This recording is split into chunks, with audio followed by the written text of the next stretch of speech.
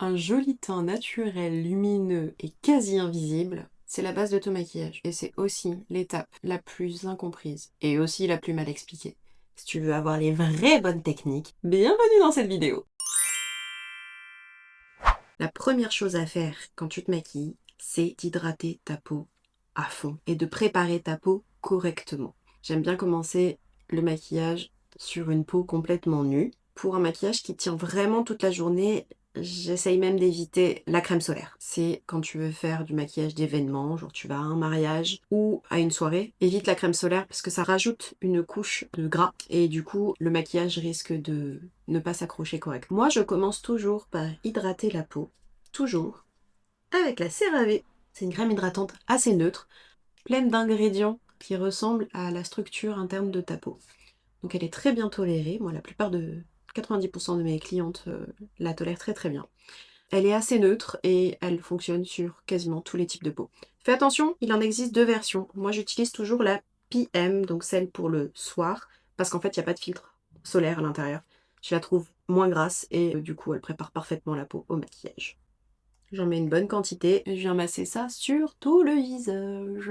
La clé pour vraiment avoir un make-up complètement naturel, c'est d'avoir du coup la peau qui est même encore un peu humide quand tu commences à te maquiller. En gros, si ta peau elle est déshydratée avant même que tu commences à te maquiller, bah en fait ta peau elle va consommer ce que tu lui donnes. Si tu ne lui donnes que du fond de teint et du maquillage à absorber, en termes d'hydratation par exemple, la peau elle va venir absorber toute l'eau qu'il y a dans ton fond de teint et un peu du gras, et du coup il va rester à la surface de la peau que le pigment. Et donc du coup c'est là que tu vas commencer à avoir des espèces de dards, des espèces de plaques comme ça, notamment autour du nez, sur les joues pour certaines personnes. Donc étape indispensable numéro 1, l'hydratation. Basique, mais absolument primordiale. Au quotidien, je ne mets jamais de base de maquillage. Par contre, pour l'événementiel, et notamment pour les mariés, je mets toujours une base qui va encore rajouter une phase d'accroche, en fait, entre la peau et le fond de teint. Moi, celle que j'utilise, c'est le Baume Beauté Éclair de Clarins. C'est un truc que j'ai découvert complètement par hasard à l'époque où je travaillais chez Sephora. Et en fait, ce truc-là, c'est une pépite absolue. Je trouve dommage que personne n'en parle. Parce qu'en fait, il a un effet un peu tenseur sur la peau. Tu vois, si par exemple, t'as tendance à avoir un petit peu des plis à ce niveau-là, de déshydratation ou des vraies rides,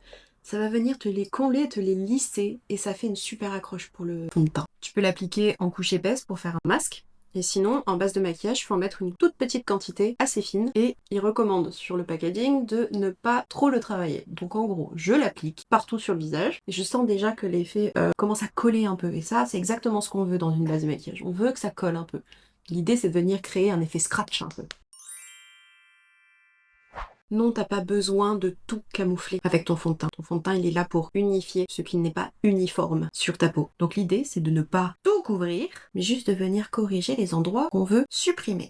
Petite astuce pour trouver ta couleur de fond de teint. Moi, j'utilise l'HD Skin de Makeup Forever. C'est la teinte 1N10, qui est trop claire pour moi. Tu peux voir. Du coup, je rajoute un modulateur dedans, olive de la marque Danessa Myricks, et je rajoute un peu de jaune aussi pour rappeler la couleur de ma peau. Donc ça, c'est ma petite tambouille perso. Dans l'idéal, tu trouves un fond de teint qui est de ta couleur. Si possible, de la couleur de ton cou. Parfois, si le cou est vraiment plus clair que ton corps, essaye de trouver la teinte de ton décolleté. Moi, comme ils sont à peu près de la même couleur, je me base souvent sur la couleur de mon cou pour essayer de la rattraper dans le visage. Ma technique d'application, elle fonctionne avec tous les fonds de teint qui existent en fait, que ce soit des mats ou des glowy. Moi, j'aime bien travailler avec des textures médium, donc avec une couvrance médium que je peux augmenter ou diminuer à volonté, et un effet médium aussi, ni trop glowy ni trop mat, pour que je puisse le moduler comme je le veux. Je te montre la couleur du fond de teint quand je me base que sur la couleur directement de la bouteille.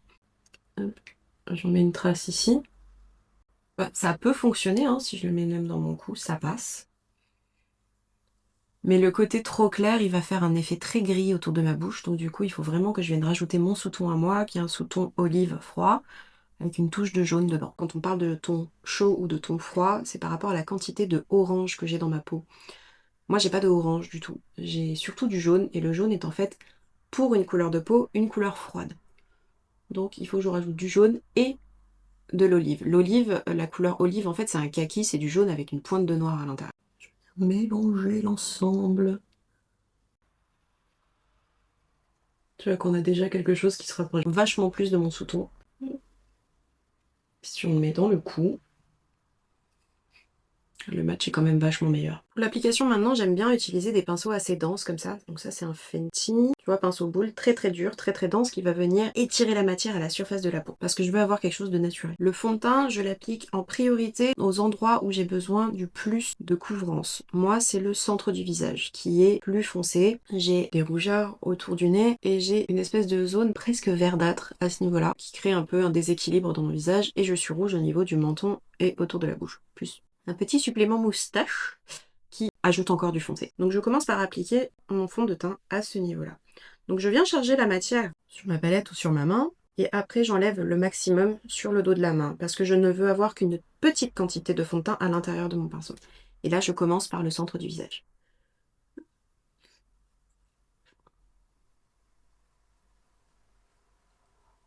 Les endroits où j'ai besoin de la couvrance, je tapote. En tapotant, ça va permettre d'augmenter la couvrance en créant plus de densité pigmentaire. Et après, quand j'ai besoin d'estomper pour enlever les barres dégueulasses, je viens étirer la matière. Pareil pour le menton. Et toutes les zones où j'ai besoin d'avoir plus de couvrance.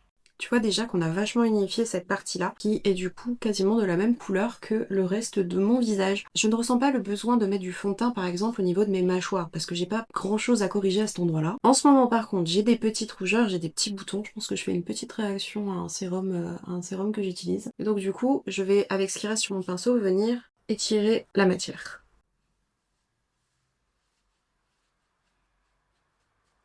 Pareil de l'autre côté.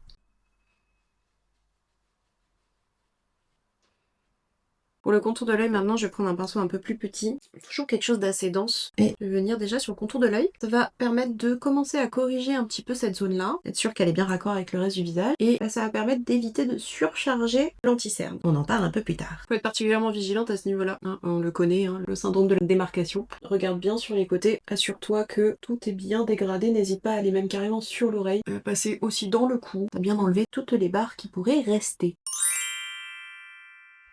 Il reste encore quelques petits endroits que j'ai envie de corriger et ça je vais me servir du coup de mon anti-cerne pour venir corriger pile poil sur les endroits qui ont besoin de plus de couvrance. Ça sert à rien de mettre une énorme couche de fond de teint partout si finalement t'as juste un micro bouton. Pour le contour de l'œil, je vais me servir d'un petit pinceau assez plat qui va permettre de venir vraiment appliquer la matière de façon précise. Moi j'aime bien utiliser deux couleurs d'anti-cerne. Une couleur assez foncée et très pigmentée, soit avec un pigment jaune, soit avec un pigment orangé, en fonction de la couleur de ce que tu veux estomper. Du coup je prends mon anti-cerne plutôt au jaune et je veux venir l'appliquer de façon à corriger les zones les plus intenses de mon cerne. Je prélève avec mon petit pinceau une toute petite quantité. Quand tu regardes, c'est vraiment minuscule. Quand je regarde droit devant moi, mon cerne est un peu bleu ici et un peu rouge ici. Et j'ai une zone assez foncée à ce niveau-là. Donc c'est dans ces endroits-là que je vais commencer par corriger. Donc avec ma petite quantité d'anti-cerne jaune, je vais venir pile poil aux endroits très foncés.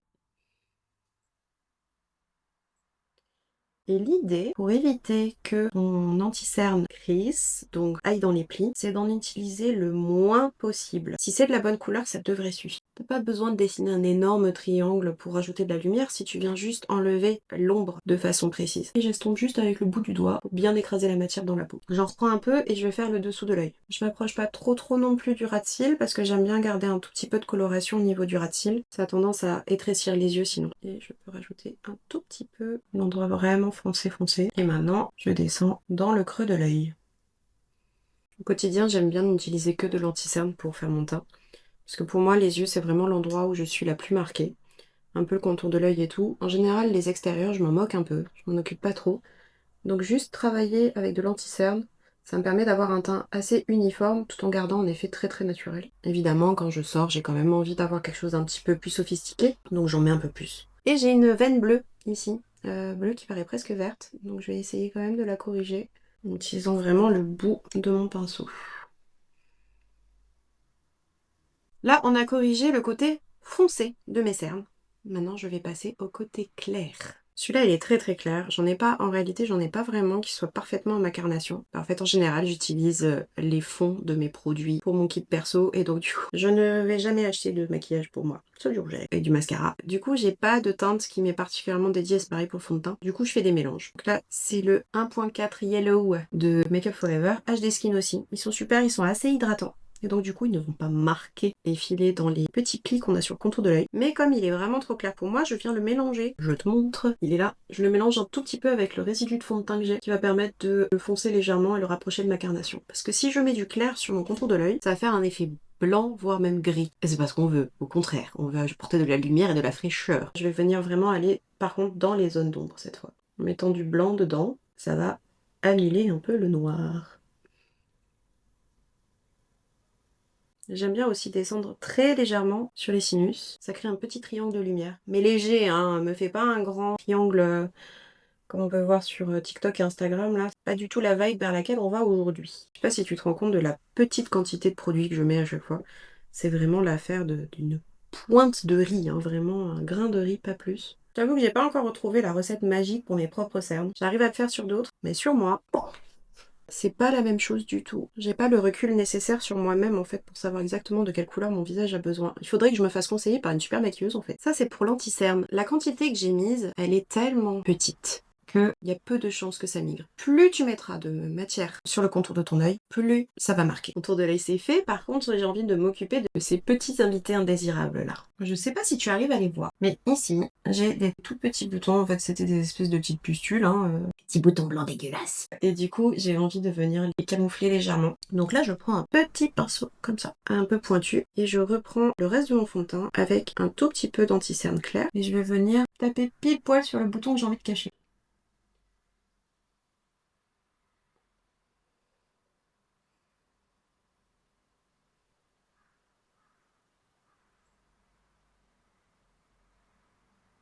Déjà, tu vois que c'est un petit peu camouflé, mais on veut pas qu'il y ait d'effet de matière. Donc du coup, tu prends un doigt propre et tu viens juste tapoter sur le dessus pour enlever l'effet de matière. En gros, le petit pâté, quoi. Mais tu tapotes, tu n'étires pas parce que sinon tu vas tout enlever. L'idée vraiment, c'est de venir les atténuer. Encore une fois, je suis pas pour un camouflage à 100%. Je préfère juste atténuer la différence qu'il y a entre mon teint normal et l'imperfection. Je vais même rajouter un poil de couvrant sur le menton. Donc je reprends un peu de fond de teint avec, pour le coup, mon pinceau anti-cerne.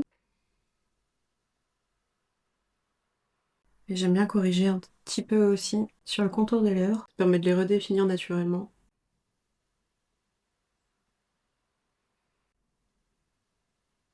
Aussi, dernière chose, je suis très rouge au niveau des ailes du nez, puisque j'ai des capillaires dilatés. Et du coup, c'est des endroits où je vais être particulièrement rouge et pigmentée, et donc du coup, je repasse toujours un peu d'anti-cerne à ce niveau-là. Et à ce niveau-là aussi, dans le sillon nasogénien, j'ai tendance à être un petit peu pigmentée aussi. Le correcteur, c'est pour moi l'étape finale de la couvrance de ton teint. C'est ça qui va te permettre d'avoir un effet vraiment impeccable. Alors, attention, les ailes du nez, faut bien estomper par contre, parce que des fois, ça peut vraiment venir dans le pli. Ça c'est pas très très jojo. Là, t'as un teint qui est uniforme, mais sans effet de matière. Quand le teint il est fini, que tu as unifié ton teint, c'est là tu te regardes dans le miroir et tu te dis ouais j'ai l'air malade. Et oui, c'est normal. Parce qu'en fait on a aplati ton visage, on a enlevé toutes les couleurs. Et maintenant, bah on en veut quand même un peu. C'est le moment d'ajouter le blush. Et là, permets-moi de te montrer la méthode ultime pour un blush naturel. Tu prends ton blush en stick, en crème. C'est important que ce soit de la crème. Moi j'utilise le Dior Backstage Rosy Glow Stick en teinte numéro 15, Cherry. Et il fait peur. Mais ils sont super parce qu'ils sont très longue tenue. Il existe aussi en rose. Sur moi, je préfère le orangé. Tu prends ton stick. Donc ton stick, ta crème, ce que tu veux. Et tu vas te servir du talon de la main. Talon de la main, donc c'est la partie vraiment charnue de ton pouce ici. Là. Et tu viens me charger cette partie en pigment. Comme ça. Une fois que tu as chargé ton talon, tu viens transférer la matière en face. Comme ça. Une fois que tu as à peu près la même quantité des deux côtés, tu vas pouvoir venir l'appliquer. Et le truc magique, il arrive, c'est que le talon de ta main, il fait à peu près la taille de ta pommette. Donc, tu prends tes deux talons comme ça, et tu viens les placer sur tes pommettes. Tu peux sourire, moi je trouve que ça déplace un peu, donc en général je me base plutôt sur le point le plus haut de ma pommette. Donc le côté le plus pointu, moi il se situe à peu près ici. Et ici, je place ma pommette. L'endroit où je vais poser ma matière, c'est l'endroit où il y aura le plus d'intensité. Donc là, si tout se passe bien, quand je vais les enlever, je vais avoir 2 ronds sur les joues. Ouais, c'est à peu près ça. Je retransfère et là maintenant on va diffuser le truc. Donc je fais des espèces de... Je dégrade un peu en rond. Et là, j'ai dégradé ma matière. Je m'assure que j'ai pas de barres. J'ai des barres. Donc je prends un doigt propre et je viens estomper les contours de mon blush pour vraiment le fondre dans la peau. Là, d'un seul coup, on revit un peu. À nouveau, il y a de la vie dans ce visage. Ce qui reste sur mes paumes, je viens le récupérer avec les doigts et j'aime bien en mettre un petit peu sur les paupières, le bout de mon nez et en dessous du menton. Alors, je fais pas le milieu du menton parce que je viens de passer 10 minutes à le corriger. Juste le dessous comme ça le définit un peu. Et pour moi, c'est une espèce de forme de contouring, tu vois, dessous le menton comme ça. Ça recrée des limites autour de mon visage. Tu veux le secret d'une peau qui ressemble vraiment à de la peau. C'est le moment où on s'arrête, on fait une pause, on respire. Et on attend que toutes nos textures crème sèchent et se posent avant de poudrer. Là, c'est le moment où je vais faire mes sourcils, mes yeux et mes lèvres pour avoir un teint qui tient et qui fait tout naturel. Le spray fixant. Ça, c'est le Charlotte Tilbury. C'est un spray glowy. Il est incroyable. Déjà, ils sont trop bons. Très, très agréables. Et en plus, il te fait un effet peau lumineuse, mais de l'intérieur. Genre, comme si la lumière, elle venait de toi. Tu vois que tu irradies à l'extérieur. Incroyable. Je secoue légèrement. Je soulève la franjasse. Et je viens spritzer sur mon teint, du coup, mes produits crème qui ont séché. En faisant ça, ça va venir juste réactiver un petit peu les pigments. Et ça, du coup, tu crées une couche de fixation entre le fond de teint et la poudre. Ça, là, ça, poubelle! Si tu veux un effet naturel, tu me mets ce truc-là à la poubelle, je veux plus le voir. Ça s'appelle une houppette. Et les gens s'en servent pour venir mettre une quantité monumentale de poudre sous leurs yeux. Pourquoi tu fais ça? En mettant une quantité de poudre comme ça énorme, ça te fait une espèce de pâté comme ça sous l'œil. Et dès que tu bouges, tu vas avoir l'impression d'avoir le Sahara sous tes yeux. Qui veut ça? Sérieux? Pour poudrer, moi j'ai ma petite technique. Tu vas venir prendre un petit pinceau et ta poudre libre. On prend la poudre libre et son capuchon, on retourne la poudre dedans, on met un peu de poudre dans le capuchon. Un peu de poudre. Et ensuite, tu prends un petit pinceau souple et doux, mais précis. Et là, tu vas venir, tu vois, il y a souvent un côté un peu plus plat, tu vas venir écraser le côté plat dans ta poudre. Et surtout, j'enlève l'excédent, très important. Et là, tu vas venir balayer les endroits où tu as mis des textures crème. Comme on a fait tout le temps, là, on va en mettre partout. Si tu mets que de l'anti-cerne, tu en mets que sur l'anti-cerne. Moi, j'aime bien commencer par le centre du visage, puisque c'est l'endroit qui bouge le plus ou qui a tendance à briller le plus. Le nez, et je tapote. Je ne balaye pas. Je tapote, parce qu'en balayant, tu vas tout déplacer. Entre les sourcils et un peu sous la frange, parce que je braillasse à ce niveau-là. Le menton. Et je passe aussi sur les joues. Maintenant, pour le dessous de l'œil, très important. Tu vérifies que t'as pas de plis, que ça n'a pas crissé déjà. Moi, je vois, j'ai un tout petit trait de matière à ce niveau-là. Je plisse mes yeux comme ça. Je vais pouvoir venir lisser avec mon doigt. Et je reste comme ça. Et avec ce qui reste sur mon pinceau, je viens écraser le dessous de l'œil. Et là, ça ne devrait plus bouger. La meilleure technique pour avoir des joues fraîches toute la journée, c'est d'utiliser 2 blushs. D'abord, tu utilises un fard en crème, tu fais ton make-up, tu poudres, et après, tu utilises un fard en poudre. Là, j'ai envie d'avoir un effet assez frais, donc je vais utiliser quand même plutôt le naturel. Je reprends mon pinceau poudre. Je viens charger en matière, j'y vais mollo, et je tapote toujours l'excédent. Et là, je vais venir repasser sur mon blush qui s'est du coup atténué maintenant qu'on l'a poudré. Et là, j'applique sur le haut de la pommette. Pour passer un peu sur les yeux. J'en mets exactement là où j'en avais tout à l'heure. Et le bout du nose. Si tu me connais un peu, tu sais que je suis pas une grande fan de contouring, mais ça ne veut pas dire que je ne veux pas créer de la dimension dans le visage. Donc moi, ce que j'utilise, c'est un bronzer. Là, c'est la marque Fenty, ça s'appelle Sunstalker Private Island. Une couleur assez neutre, pas trop orange, pas trop jaune, pas trop grise, ça fonctionne à peu près pour tout. Là, je vais reprendre un pinceau assez ample, assez souple, parce que je veux que ça dépose peu de matière. Plus ça va être dense, plus ça va être couvrant. Si on veut quelque chose de très doux, il faut prendre un pinceau qui est très souple. Et là, je vais venir juste tapoter la matière. Ne fais pas des grands ronds, hein, ne viens pas écraser ton pinceau. Déjà, tu vas détruire ta poudre et tu vas détruire ton pinceau. J'en prends un tout petit peu et encore une fois, j'enlève l'excédent. Et là, la technique vieille comme le monde, tu vas venir me dessiner un 3 de chaque côté du visage. L'idée, c'est de venir déposer la matière dans la racine des cheveux. Parce que si jamais tu me fais une tache, je préfère que ce soit caché dans tes cheveux qu'au milieu de ta joue. Tu comprends? Donc, tu pars de la racine des cils, de la racine des cheveux, et tu vas descendre juste en suivant l'os de la pommette. Tu vois? Et je fais pas des allers-retours, je vais toujours dans le même sens. Je te fais au ralenti. Hop! Là, tu as fait une première pommette. Ce qui reste sur mon pinceau, je viens le monter un petit peu sur le front. Si t'as pas de frange. Tu viens aussi bien dans la racine des cils, des cheveux. Oh! Et là, tu viens du coup ombrer le front. Et ensuite, quand t'es en haut, tu repasses par là. Et on passe en dernier sous l'os de la mâchoire. Vraiment, l'idée, c'est de venir suivre vraiment la crête osseuse, ici. Et ça va détacher ton visage du coup et atténuer potentiellement le double menton si tu en as un et que tu veux l'atténuer. Pas d'obligation, on est bien d'accord. Hop, et on fait la même chose de l'autre côté. Et voilà, et là du coup t'as créé de la dimension, t'as apporté un peu de chaleur à ton teint, mais sans l'effet tranche de napolitain comme j'appelle ça, hein, tu vois, des étages comme ça, ou l'effet lasagne. Je sais pas comment tu préfères appeler ça, très italien dans tous les cas.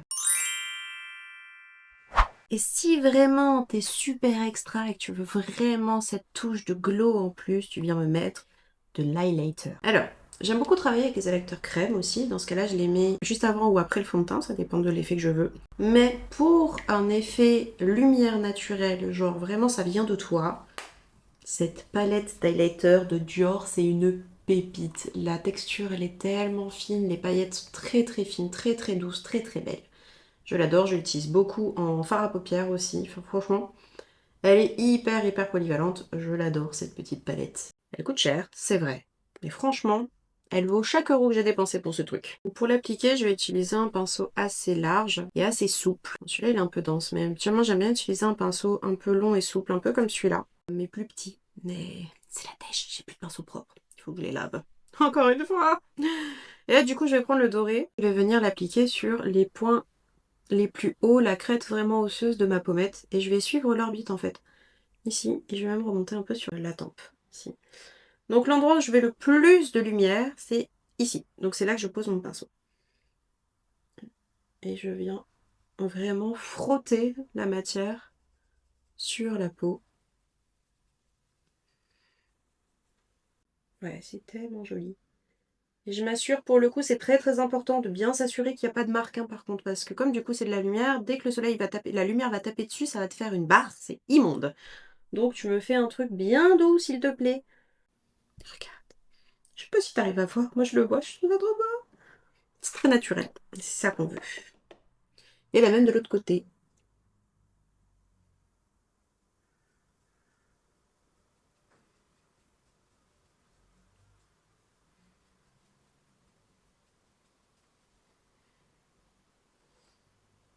Si t'as envie, tu peux aussi en mettre à l'intérieur de l'œil. Ça va créer une petite touche de lumière pas dégueu. Quand tu mets rien sur quand tu fais un tout petit maquillage des yeux, genre juste mascara avec un petit peu d'highlighter en coin interne et au milieu de la paupière, ça va accrocher la matière. Pile poil, la lumière pile poil comme on veut. J'aime bien le petit bout du nez aussi. Oh, je me suis mis un poil dans l'œil. Regarde-moi la peau. Au niveau de la sensation, oui. On a la sensation de porter quelque chose. C'est pas possible de faire sans. Mais le rendu, il est super naturel. Juste ma peau en plus canon, quoi. Dis-moi en commentaire quelle technique de maquillage tu aimerais voir dans une prochaine vidéo. Si t'as aimé cette vidéo, abonne-toi. Bisous!